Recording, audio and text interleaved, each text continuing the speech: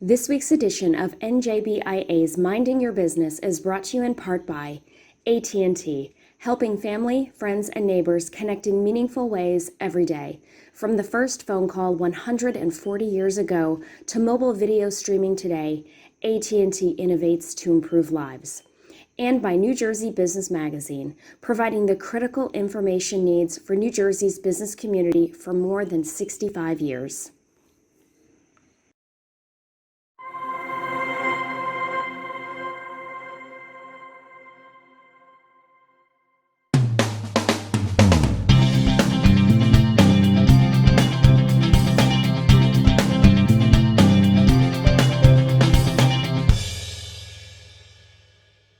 Welcome to NJBIA's Minding Your Business. I'm your host, Bob Considine. Well, businesses may be facing new restrictions and costs as a result of rules considered by the State Department of Environmental Protection. Here to talk all about them is NJBIA Vice President of Government Affairs, Ray Cantor. Ray, thank you for coming back to the show. Bob, it's a pleasure. Thank you. So let's talk about this. This is what they call the NJ Pact, which is protecting against climate change rules set by the State Department of Environmental Protection from Governor Murphy's administration. What are these rules? What are they trying to get at here? Well, these rules that are being considered by DEP are a whole host of rules dealing and trying to implement the governor's vision for a clean energy future. The governor has put out an energy master plan about a year ago, at this point, that calls for 100% clean energy future by 2050. Right. These rules are, to implement that vision, but also to deal with the perceived threat of climate change, to the state, over the next 80 years, or thereabouts. So there are whole sets of rules dealing with limiting the amount of carbon being put out into the atmosphere, as well as protecting people living on land who may have to deal with threats such as rising sea levels and more flooding. Got it. So let's focus right on the land use rules that are being considered by DEP. What are they? What are some things that might impact business that they're talking about? They're looking at a whole host of different rules in the land side, but let me just focus on a couple of the major ones. Okay.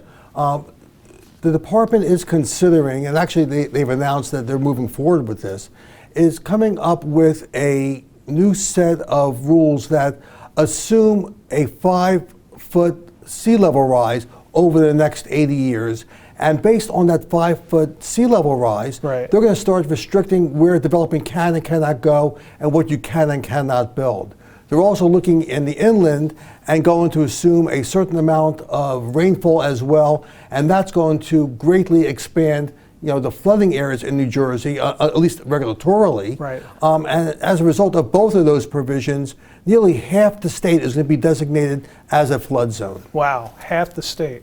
Are these rules being predicated on any one particular report? Well, let me break it up in half. We talked first about sea level rise. Right. And the sea level rise proposals are being based on a report put out by Rutgers, a number of months ago, that made certain predictions on sea level rise, over the next 80 years or thereabouts. And what DEP is doing is looking at those projections 80 years out in the future and taking a very strict or low confidence level, a 17% confidence level, and saying based on that 80 years out on very, I would say, speculative and uncertain science, a 70% confidence level, and coming up with that 5 foot and then applying it to people today. Right. Okay. So again, we think the science is weak on that. Do you think your projection should be something greater than this? No, based on something, the projection should be like 30 years. Yeah, absolutely. Again, we could talk a lot more about climate science. I don't want to get into those conversations now, but it's very difficult to predict climate change to begin with.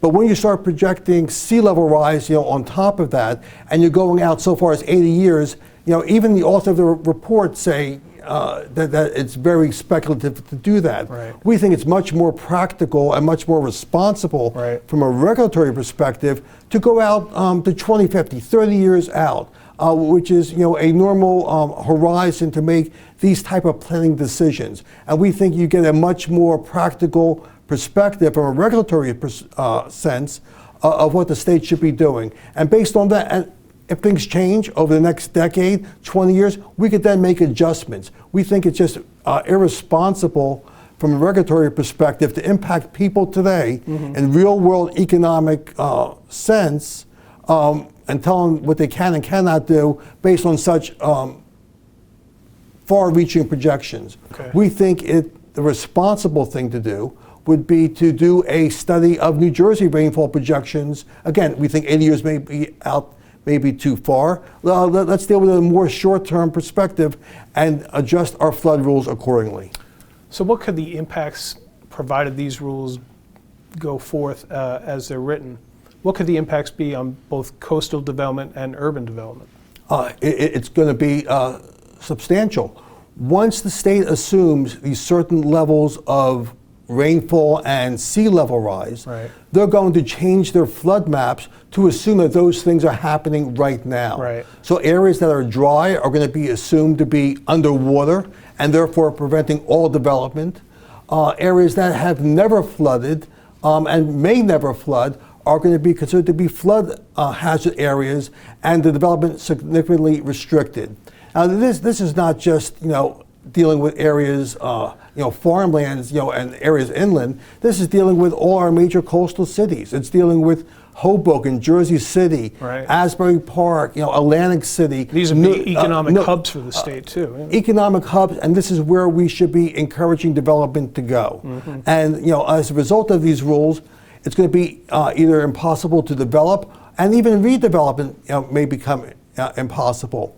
A much more responsible thing to do before they come up with rules saying where you can and cannot develop based on such speculative projections is to come up with a resiliency report. DEP has been working on this for a number of years now to determine where are we going to build flood protection, more maybe dunes down along the coast. And once you know what you're going to protect or not, you can make better determinations as to what may flood or what may not be. They're putting the cart before the horse. Right, I see what you're saying. By trying to regulate inlands before you determine what you're going to protect or not protect. And is there any time frame for that report to come out in terms of setting up protections? We were told it was going to come out over a year ago. It has not come out yet. We've heard no date when that resiliency report is going to come out. Right. But we do know that they're rushing to put forth these regulations. They're looking for a proposal, this April. And you've been in contact with DEP throughout all this, and I was looking over some of the literature you've sent and some of your concerns. One of the things I thought was really interesting was the rules regulate dry land as if it were a stream, preventing redevelopment in some places. How is that possible? Again, I mentioned up front that these rules were meant to address the governor's concerns about climate change. Right. But the department is also doing a whole series of rules. They really have nothing at all to do about climate change, and we're not even sure why they're doing it right now. So one of the things that, again, you mentioned about regulating dry land as a stream, what they're doing, without getting too technical, they're looking at minimal drainage areas of 50 acres or less that drain to a certain point, on property, and saying because it drains to that one point, we're now going to regulate that as a flood feature, even though there's no stream and it's not going to flood. And even more absurd beyond that, they're going to impose 300-foot buffers all around that point. I see. So you're taking huge areas that don't flood, have never flooded, aren't a stream, and you're now going to regulate that and prevent development from going there. And you mentioned redevelopment as well. We've had a history of the state, regulatorily, at least in the last 15 or so years, of trying to make it easier to redevelop our urban areas. We recognize that these areas have been developed for a century or more, and in order to locate new industry and business there, and housing as well, we need to treat them differently than we would treat a greenfield, differently than we would treat a farmland. DEP is now proposing to change that dynamic and regulate them from a stormwater perspective, especially, and treat them the same as an open field, Right. therefore making the development much more costly, much more difficult, if not downright impossible. Well, it seemed to be an imbalance of competition, really, if comparing a green field versus an urban area. Yeah, if I have a 10-acre site, on a suburban area, I could easily build a large Right. stormwater basin. I could control all my stormwater on site and treat it appropriately and still have a good-sized development. Right. If I have that 10-acre site in the middle of downtown Newark or whatever, and I want to redevelop it, I don't have as much open land. I don't have as much non-impervious pavement in order to control stormwater. Right. I am now going to have to either build, very expensive features in order to control stormwater below the site potentially. I may have to minimize the size of my development, making it less economical. Again, it goes against everything we've been trying to do to encourage development in our urban areas. Okay. So let's turn from land use over to air now. Part of these Pact rules, again, also deal with air emissions and greenhouse gases. Ray, talk about this. This is both on mobile sources and stationary sources. What are they talking about, the DEP? Well, again, first of all, we recognize that, in order to get to a clean energy future, we need to take certain actions. Mm-hmm. But we think what the department is doing right now is moving perhaps a little too quickly and without really doing the homework that they need to do to understand what those economic impacts are going to be and whether or not the technology is even there to allow this stuff to happen. Right. So let me just mention three quick things on the stationary source rules that they're looking to do. One, they're looking to have a carbon standard for electric generating units, the power plants. Sure. And they're, based on that standard, they're essentially going to say that there are certain gas-fired power plants right now that will have to shut down. Wow. And that's going to limit the amount of electricity we're able to generate. And unless we're able to replace that with clean energy immediately, and that's not necessarily the case, we may end up importing dirtier energy from Pennsylvania in order to meet that demand. And presumably they would be more expensive. And presumably it's going to be more expensive, and it's going to be dirtier. Right. They're also looking to eliminate fossil fuel generated small boilers, 5 million megawatts, or BTUs, or less. There are about 8,500 of those. I say small, but they're powering apartment buildings, schools, businesses, manufacturing facilities, and they're looking to basically phase those out. Mm-hmm. While that may be a good thing to do, ultimately, we're not confident at this moment that the replacement of electric boilers is adequate to meet the needs, Right. And we're really concerned of what those costs are going to be. Okay. What about with mobile sources? Mobile sources, they're looking to do a major change in our trucking industry. Again, we've always been supportive of electric vehicles. It's the passenger vehicles and the light-duty trucks because the technology is there, or actually getting much and much better. Right. And we have a way to segue, into that. Laws were passed that NJBIA supported in order to encourage, EVs and charging stations and to accelerate, that industry. While there are electric vehicles in the medium and heavy-duty trucking industry, they're not really mass-produced at this point in time. The costs are prohibitive, and there really are no plans right now from the manufacturers to ramp up so quickly. But yet, they're looking to adopt what California just did, to electrify all of their trucking industries by 2035. Wow. So that's a 15-year turnaround of all our trucks. Right. And again, while it may sound good, while it may be a good policy, in the future, while our fleet owners would love to be able to do that, they're concerned that it just may not be feasible to do that. Mm-hmm. And by the way, all of this electrification, while good, one assumes you're going to have clean energy producing it to begin with, but it also assumes you're going to have enough energy to produce it. Right. If you follow the governor's plans to electrify both the building and the transportation sectors, you're going to have to triple the amount of energy that we produce, or electricity that we produce in New Jersey. Right. And we don't have solid plants right now where that's coming from. While we support solar, we support wind, those are not going to be plentiful enough to make up for all this needed electrical demand. Got it, understood. So in closing, I'll ask you a straight out direct question. Do you feel the DEP is actually observing cost and reliability with all these rule proposals?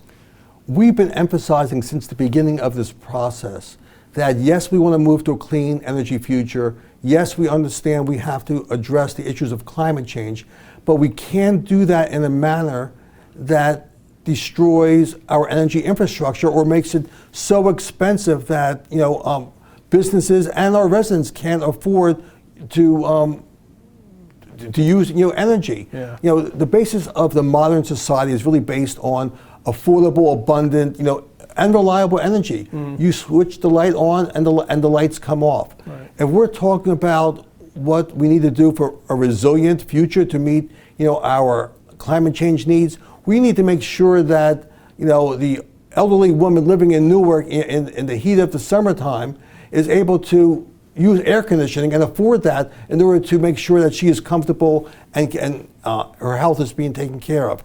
We can't have a situation where there's not enough electricity coming in, or you can't afford to use it even though it's there. So, cost, reliability, are the hallmarks of what we believe our energy policies should encompass. No, it should be interesting. Ray, thank you so much for being here. Bobby, appreciate it. All right, and we'll be back right after this. These days, it's anything but business as usual. That's why working together is more important than ever. AT&T is committed to keeping you connected so you can keep your patients cared for, your customers served, your students inspired, and your employees closer than ever. Our network is resilient. Our people are strong. Our job is to keep your business connected. It's what we've always done. It's what we'll always do.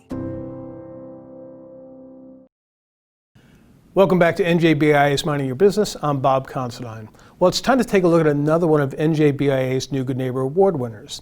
This time around, we take a look at the $32 million academic building at Stockton University's popular Atlantic City campus. Let's take a look. Stockton University's Atlantic City campus has been open for 2 years. We're so honored to be able to be part of the Atlantic City, the renaissance of Atlantic City. It's a 56,000 square foot building. It has 3 floors. It has, classrooms. It has event spaces. It has computer labs. It has everything available for anyone who wishes to walk in. And there's no locks or gates. People can walk in and out of the building. Right across the street, a 533 bed residence hall on the boardwalk in Atlantic City, which overnight became our most popular housing on both campuses. So I think if you look at it, it's done what we had aimed for it to do, and it's changed the lives of all of us. And I could not be more honored and that we've received this beautiful award from NJBIA.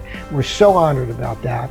And it also validates our gamble to go into Atlantic City when a whole lot of folks wouldn't. We wanted to invest in this region. Part of a public university's mission is to be part of an economic revival of an area. It is absolutely to be part of that we invest in there. And one of the things I always used to say when we were in the process of deciding to move there is I would say there's 2 things I know that are going to be in Atlantic City 400 years from now. 1, the ocean, and 2, Stockton. Colleges and universities are here to stay. Next on Minding Your Business, we're joined by Sal Rafanelli, the president and CEO of Spirons of Therapeutics, which is driving a very unique treatment to reduce symptoms of opioid withdrawal. Sal, thank you so much for being here today. Bob, thanks for having me. It's a pleasure being here. Great. So before we get into this product, I did want to ask you about Spirons of Therapeutics, an NJBIA-member. Tell us a little bit about the company, when it started, and what it does. So the company started September 18th, 2019. We started to get rolling around January the 1st. The company is a biotech and medical device company. Medical device company, right? So I know right now the driving force of this company is this new product, relatively new. It's called the ST Genesis. Tell us what this product is and what it does. So very exciting. This product is our first product at Spirons of Therapeutics introduced to the market. The product is designed to help patients that would like to get off opioids and do have a hard time with withdrawal. This device is an FDA clear device that goes on the back of your ear to help reduce the symptoms of opioid withdrawal. All right, so it goes on the ear? Just one ear on the left ear. And how does it kind of get into the brain, I guess? Yeah, great question. So what happens is that the device gets attached to the back of your ear. It's about the size of a credit card, even probably a little bit smaller. There's 3 leads that go into your ear. One is a ground. The other one it goes into your vagus, and the other one goes into your trigeminal nerve. And the thought behind the product is that it releases endorphins, which do help to replace the opioid at the opioid receptor, is the belief of how the product works. Wow, it's amazing. So when would this therapy be applied? So this therapy is applied once a patient is in crisis. So if a patient does make a decision to go ahead and they would like to withdraw from their opioid therapies, for many different reasons, folks are on opioids, right? So it's a great pain management tool. However, some folks do become addicted. So what this does is that once it is applied, it will help to reduce the symptoms of opioid withdrawal. Okay. Now, how do we know that? So when patients are in crisis, the first thing that's done is a COW score is taken. A COW, clinical opioid withdrawal score.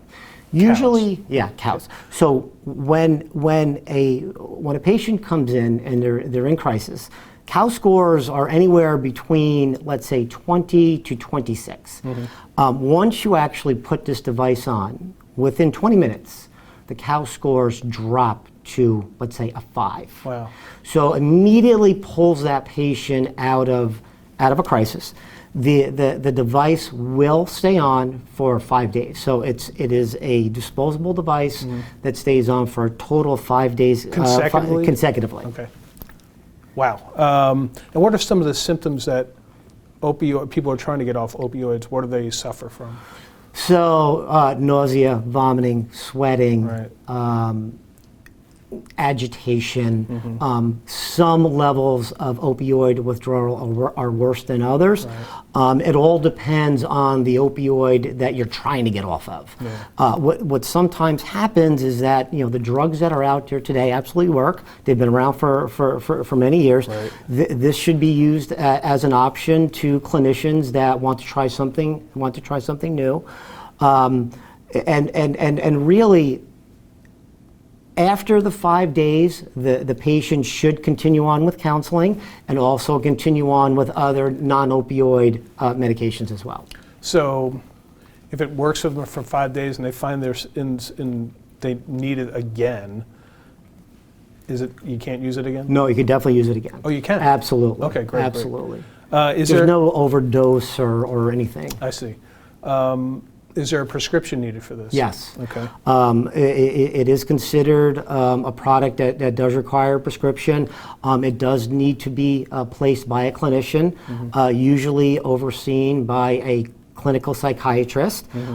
They will write the prescription for it, and they can either attach it at their office or we can run it through a pharmacy. How effective, Sal, has this been in terms of, you said it came out last year? We launched it around January, but we just started, due to the pandemic, just like everyone, we had a little delay. Right. So now it's finally been officially launched. So what kind of feedback are you getting? Feedback has been phenomenal. The feedback has been so good that some addiction clinics can't believe how well it works. Really? So we've had a hard time convincing. So we're giving out a lot of samples, and folks are absolutely just blown away. Look, it works in around 89% of the time. Right, I was going to ask what. Yeah. So if you look at some of the even drugs in general, drugs for MAT, drugs for whatever. mostly don't work in your 90 percentile range. Is there an appeal here because this isn't necessarily a drug, it is a device? Right. Is that a big appeal, do you think, for doctors and for patients? It's a very, very big appeal. The fact that it can work quickly, it is a cleared medical device, and it's non-drug and non-opioid is a big factor. Sounds great. Are there any kind of challenges with this therapy? Does it not work for certain types of people or personalities? You know what? Honestly, we have not seen it not work as of yet. Right. If a patient feels as though the needles need to be maneuvered a little bit or it has to be replaced, it's all about the comfort of the device. But clinically, it works 90% of the time. You just said something, the comfort. I'm like, is it uncomfortable to wear? Not that this is the highest priority in the world. Right. At 5 days of wearing this thing, is it like, I can get this off now, can I? You know, usually after the first, let's say, 30 minutes, you know, patients respond well to it, and they start tolerating it, and you know, for the next 5 days, we haven't had anyone say that it's so uncomfortable, I need to take it off. All right. So Sal, let me ask you about the importance of a device like this. You know, when we talk about opioid addiction, a huge problem in our society, and you hit on something earlier, this isn't just for, you know, opioid addiction isn't about people who are just trying to get off heroin or you know. Right, absolutely. It could be the guy who got knee surgery. 100%. So absolutely. how important is a device like this? So look, it's very important. You know, opioids and pain management drugs have been prescribed for 100 years. Right. Folks go in for a knee surgery or they're just coming off a pregnancy, whatever the situation is. Usually your opioids are your first attack to pain. Yeah. Unfortunately, folks will get and can get addicted. So having a device like this, you know, as an option for patients that do become addicted, I think in my mind, is a great option for those folks because you don't have to, let's say, suffer with the addiction for long periods of time. If you just got out of knee surgery and you're noticing that you are, you know, addicted, there are, of course, counseling and other drugs that can be prescribed. Right. However, this is just another option for physicians that they can basically put in their bag. Yeah, and this might be a little out of left field, but how often does it take people to know they are addicted? That's a great question. Yeah. So sometimes it's immediately, right, and then sometimes it'll gradually build over time. Right. What is your mission with this product? I mean, first I should ask, do you have any kind of personal connection to this? I don't personally have a connection to it, but we do have partners in Speranza that do, as well as some of our board members have also had family members that have had issues. Right. So, mission-wise, I mean, obviously you want to let as many people know about this as possible, right? Yeah. So look, you know, the mission is to tell patients and physicians that this is out there. It is a viable option to patients that are suffering from addiction. Mm-hmm. It is easily applied and it works very, very quickly. So we're trying to help as many people as we can. Okay. And so where can people find out more about the ST Genesis? So on our website, www.speranzatherapeutics.com, it'll go through how the device works, when it's most appropriate for use.